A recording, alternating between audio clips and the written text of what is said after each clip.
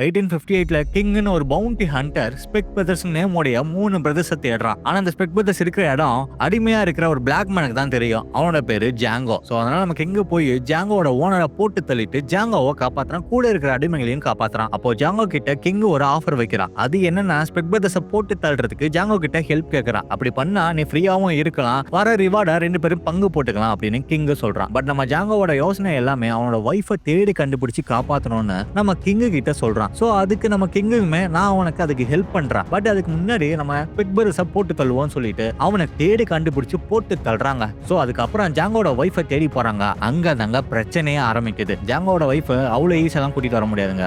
ஏன்னா கெல்வின் கேண்டின்ற ஒரு மோசமான பணக்காரங்க கிட்ட தான் ஜாங்கோட ஒய்ஃப் அடிமையா வேலை பார்த்துட்டு இருப்பா. சோ இதுக்கப்புறம் என்ன நடக்க போகுதுன்னா ஒரு மாஸ் ஆக்ஷன் ரிவெஞ்ச் மூவியா ஜாங்கோ அன்சைன் படத்தை எடுத்திருப்பாங்க. இந்த படத்தை பார்க்கணும்னு வச்சுக்கோங்க, அமேசான் பிரைம்ல, நெட்ஃபிளிக்ஸ்லயும், ஜி5லயும் அவைலபிளா இருக்குங்க. இங்கிலீஷ்ல மட்டும்தான் இருக்கு, மறக்காம பாருங்க.